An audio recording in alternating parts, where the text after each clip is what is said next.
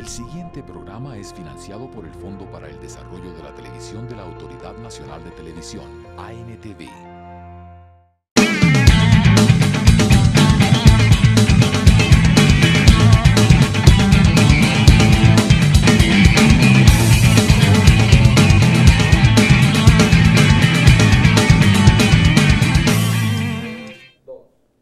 Amables televidentes, muy buenas noches. Bienvenidos a Congreso y Sociedad, el programa institucional de la Secretaría General del Senado de la República. Gabriel García Márquez instaló a Colombia en el universo literario y a Macondo en el imaginario colectivo de los lectores de todo el mundo y en todos los idiomas. Un año después de su muerte, el autor de 100 años de soledad, su infancia, la azarosa existencia que lo llevó de las penurias a la gloria y las claves de su espléndida literatura son objeto de estudio. En la reciente Feria del Libro, 3 escritores del Caribe que conocieron al maestro presentaron sendos libros sobre nuestro Nobel inmortal, que son una suerte de ejercicio de admiración alrededor del genio de Aracataca. Ellos son nuestros invitados hoy a Congreso y Sociedad. Bienvenido, maestro Julio Olaciregui, a este programa. Muchas gracias. Sí, bueno, vine especialmente de Francia a presentar este libro que gracias a la editorial Collage hemos lanzado en la feria.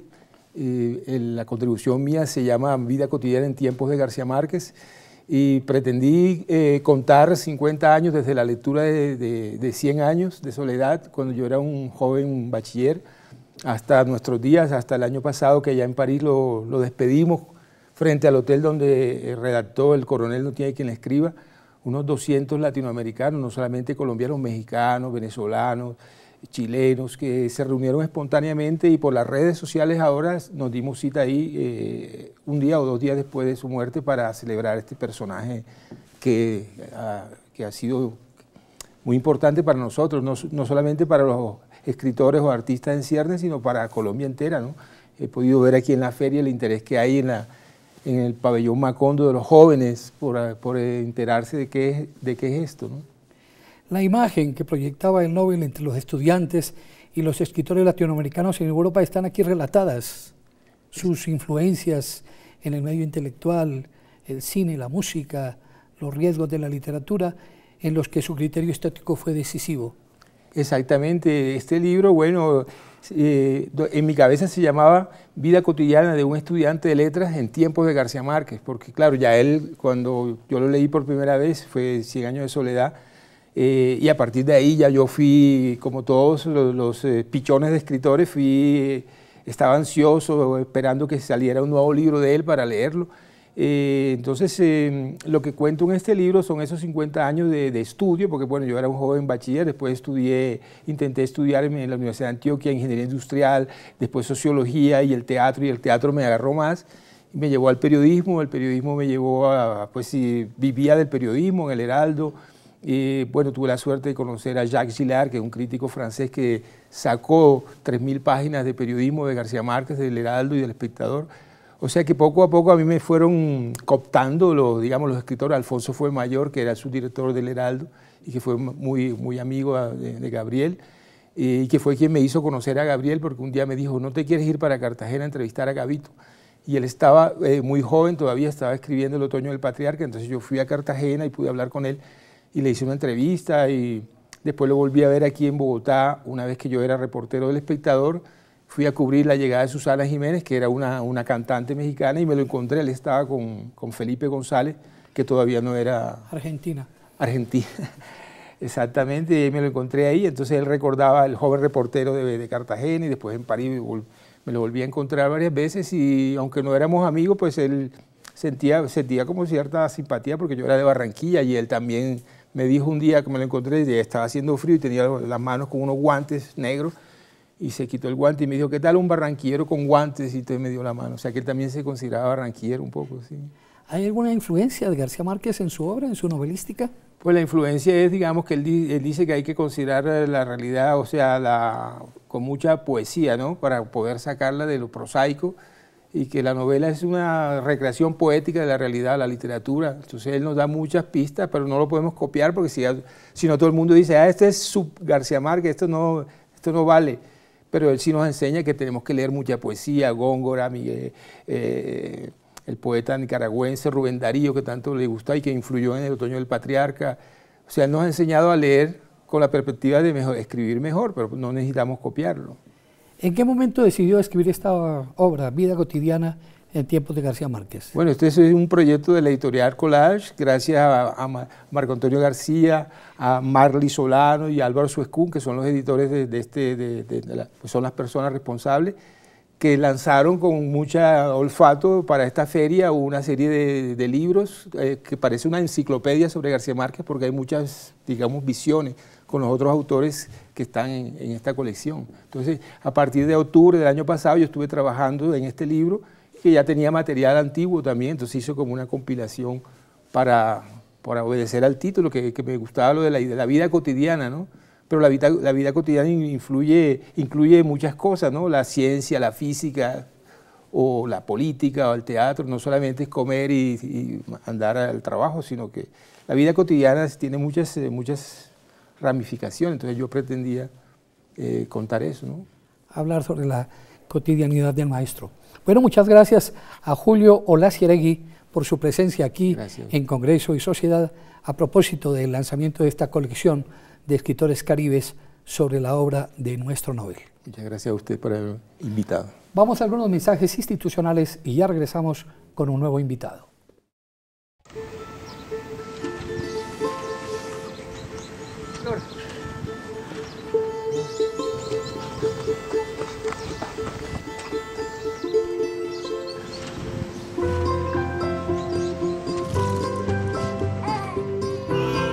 ¿Cómo no pensar en sus manitas, en su carita, si desde que está con nosotros solo pienso en su futuro?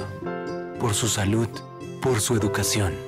Cada niño cuenta, cada colombiano cuenta. Registraduría Nacional del Estado Civil. Autoridad Nacional de Televisión. Yo salvo vidas para el país. Yo esculpo formas de paz para el país. Yo construyo puentes para unir a mi país. Yo creo emociones y sonrisas. Yo genero empleo. Yo también. Todos trabajamos por Colombia. El arte y la cultura son parte vital dentro de la economía del país. Respetar el trabajo de nuestros autores y artistas es un paso hacia el progreso. Apuéstale a la economía creativa. Dirección Nacional de Derecho de Autor. Promovemos la creación.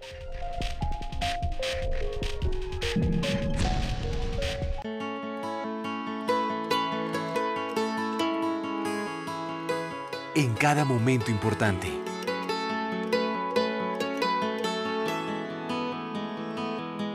En cada alegría.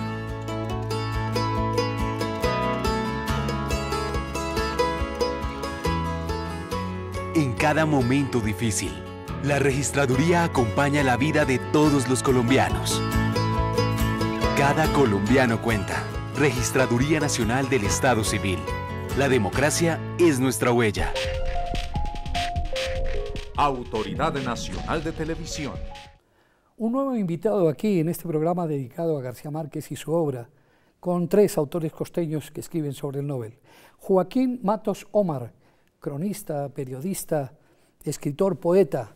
Él ha escrito un libro titulado En la madriguera del genio sobre García Márquez. ¿Por qué En la madriguera del genio?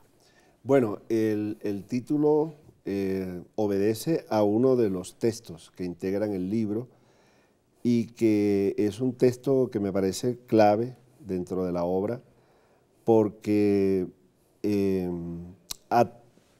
o con base en una célebre fotografía de García Márquez tomada por su hijo Rodrigo mientras él estaba escribiendo El otoño del patriarca en Barcelona, yo hago una serie de inferencias, de especulaciones y llego a una serie de conclusiones sobre la forma de trabajar de García Márquez. Digamos que la fotografía nos permite entrar al taller privado de García Márquez y ver cómo era que el tipo trabajaba, cuál era digamos, su tensión, su reacción psicológica frente al texto que tenía ahí en la máquina de escribir. Y bueno, por eso, de ahí el título, ¿no? Porque yo creo que esa es la única fotografía que, digamos, capta a García Márquez en flagrancia, digamos, mientras está escribiendo, y de ahí yo concluyo que pues esa fotografía nos permite acceder a la madriguera del genio, ¿no? ¿Sí? Este libro reúne 19 textos que se aproximan a la obra, la vida y la personalidad de García Márquez. ¿Con qué criterio fueron seleccionados esos textos y quiénes son los autores? No, todos los textos son míos. El libro es enteramente de mi autoría. Son sí 19 textos que yo fui escribiendo en el curso de los últimos 8 o 9 años y que en su momento, en la mayoría, se publicaron en diversos medios, principalmente en el diario El Heraldo, para el cual yo colaboro. Y bueno, cuando Collage Editores me propuso el proyecto de aportar un trabajo mío a esta colección sobre García Márquez, yo me dediqué a seleccionar esos textos que había estado publicando en ese periodo de tiempo que te digo, y bueno, los seleccioné de acuerdo con la relevancia que les vi, y les di un orden de tal manera que tratara de mostrar como la carrera de García Márquez en orden cronológico, y obviamente los sometí para el libro a un proceso de revisión y corrección muy riguroso, ¿no? Sí. ¿Quién fue para usted García Márquez? ¿Fue su lector asiduo? ¿Lo admiró como personaje? ¿Lo admiró como escritor? Sí, precisamente ahí en la contraportada del libro yo digo que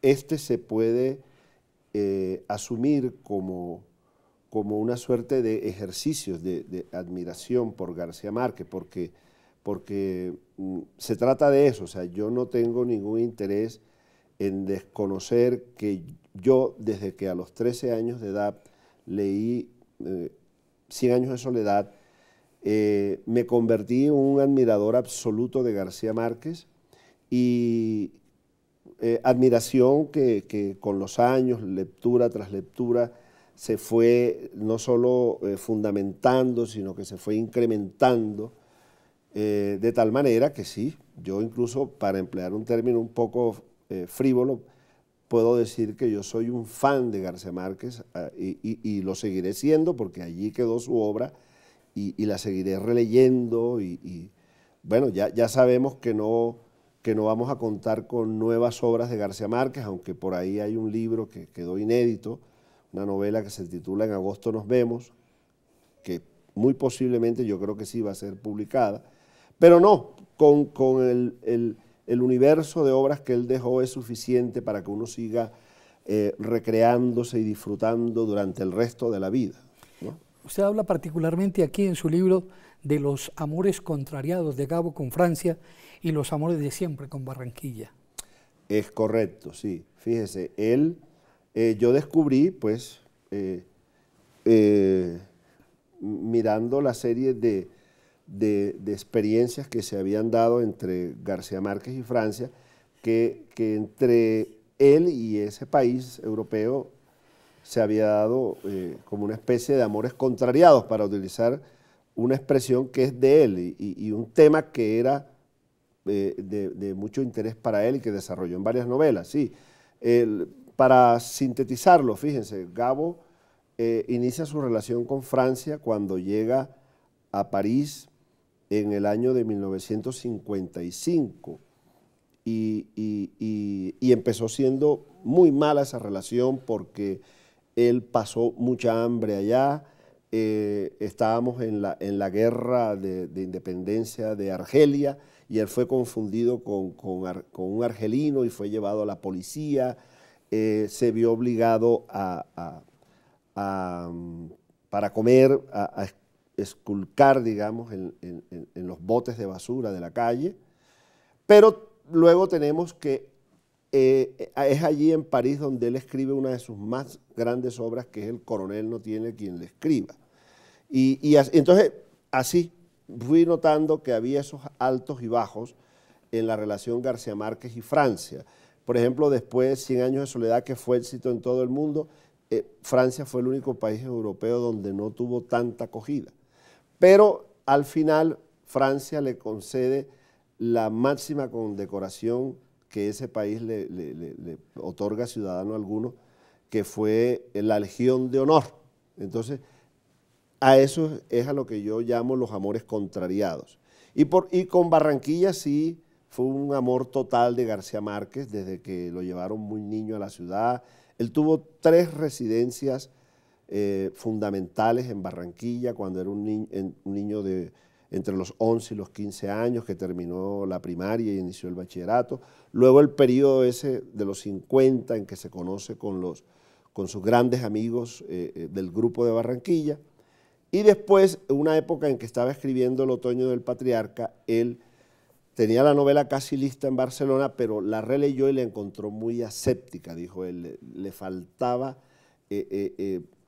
savia caribe, le faltaba el olor de la guayaba, y él decidió irse a vivir a Barranquilla por 6 meses para recuperar el olor de la guayaba, y luego de eso terminó la novela. Y entonces, por eso digo que la relación de él con Barranquilla ha sido fundamental, o sea, tanto para la ciudad como para él, ¿no? Bueno, muchas gracias a Joaquín Matos Omar por haberse metido en la madriguera del genio y por esta obra evocando al gran Nobel García Márquez.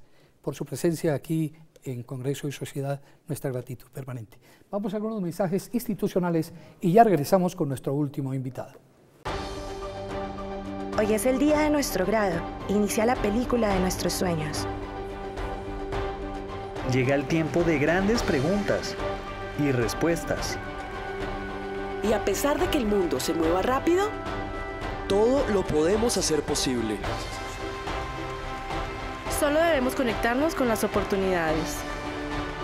Sé el director de tus sueños. ICETEX, tu punto de partida.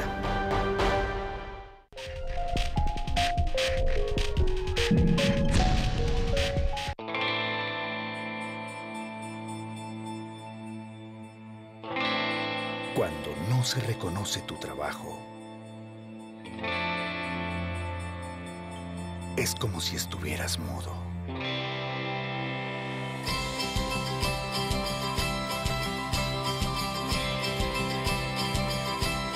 El arte, como todos los trabajos, merece reconocimiento, valor y respeto. Los autores y artistas construimos escenarios de paz y cultura. Contribuye al crecimiento cultural de Colombia. No permitas que se silencie nuestro trabajo. El derecho de autor es el salario del creador. Dirección Nacional de Derecho de Autor. Promovemos la creación.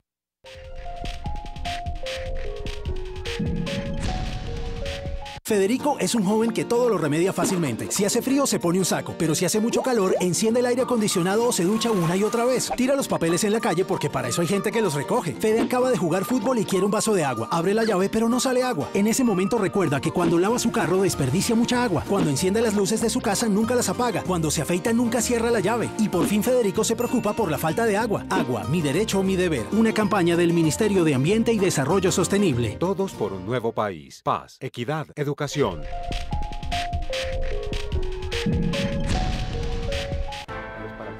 Yo salvo vidas para el país. Yo esculpo formas de paz para el país. Yo construyo puentes para unir a mi país. Yo creo emociones y sonrisas. Yo genero empleo. Yo también. Todos trabajamos por Colombia. El arte y la cultura son parte vital dentro de la economía del país. Respetar el trabajo de nuestros autores y artistas es un paso hacia el progreso. Apuéstale a la economía creativa. Dirección Nacional de Derecho de Autor. Promovemos la creación.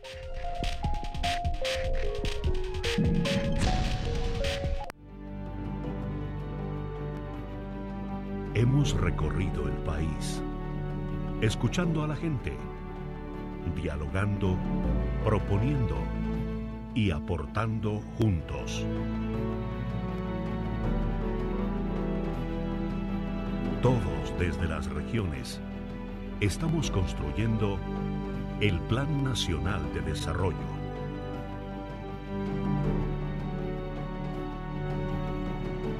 Departamento Nacional de Planeación. Todos por un nuevo país. Paz, equidad, educación.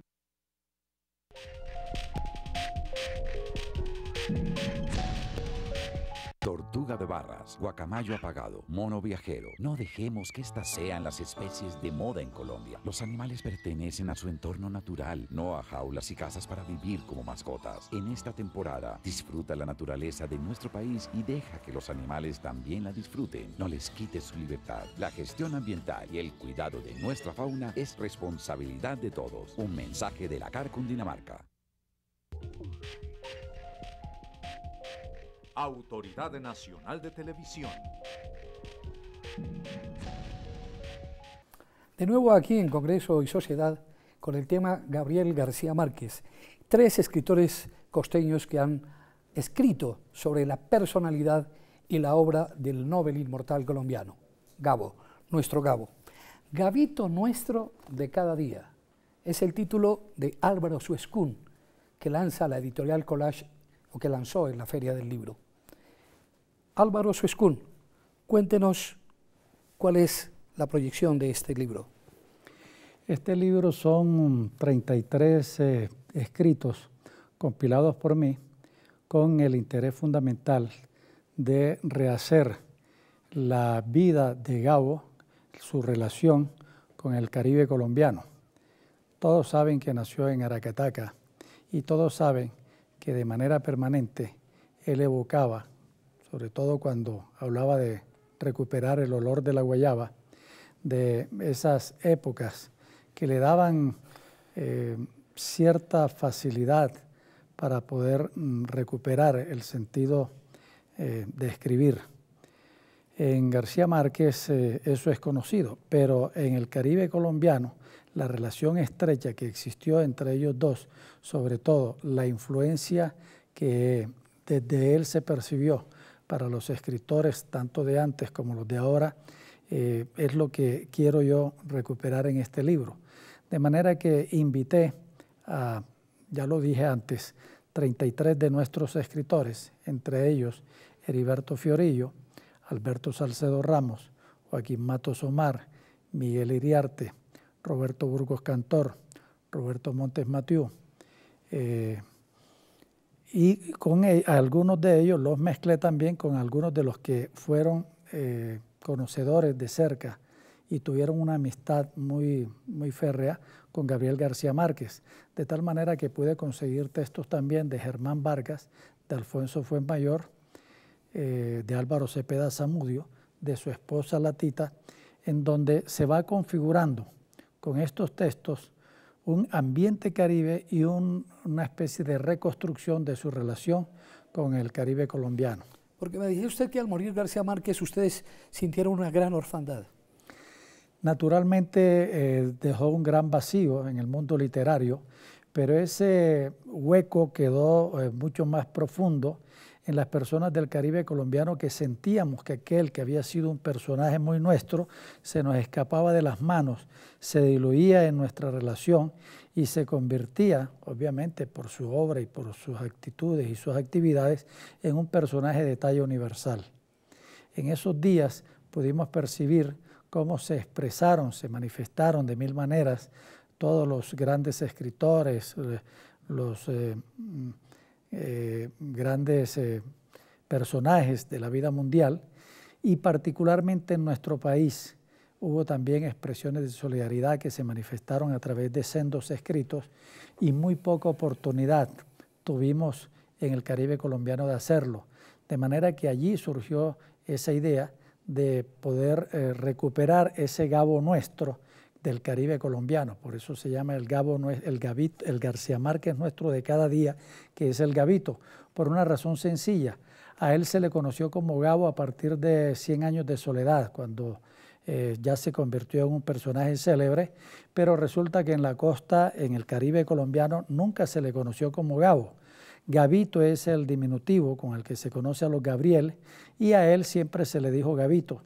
Entonces me di cuenta también que en la expresión de los escritos de los autores del Caribe colombiano, todos tenían también esa particularidad de llamarlo por el nombre afectuoso.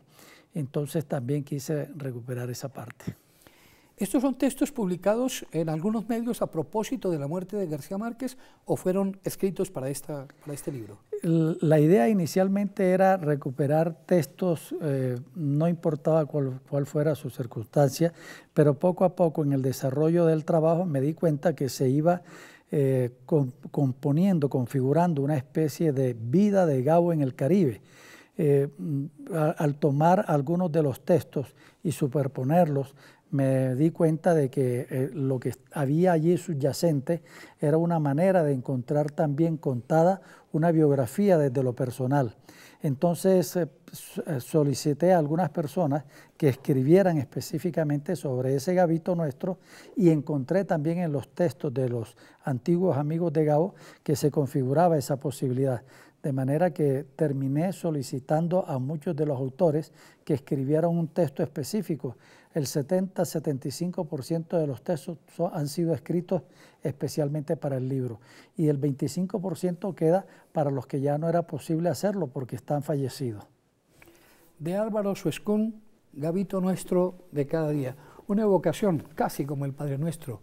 Gabo, que estás en los cielos y estás aquí, sigues estando con nosotros. 3 autores caribes han escrito sobre el Nobel y han estado aquí desfilando por Congreso y Sociedad. Muchas gracias, maestro, por su presencia. Gracias a ustedes. A ustedes, amables televidentes, los invitamos a contactarnos a través de nuestras redes sociales. Los esperamos aquí en Congreso y Sociedad en una próxima oportunidad.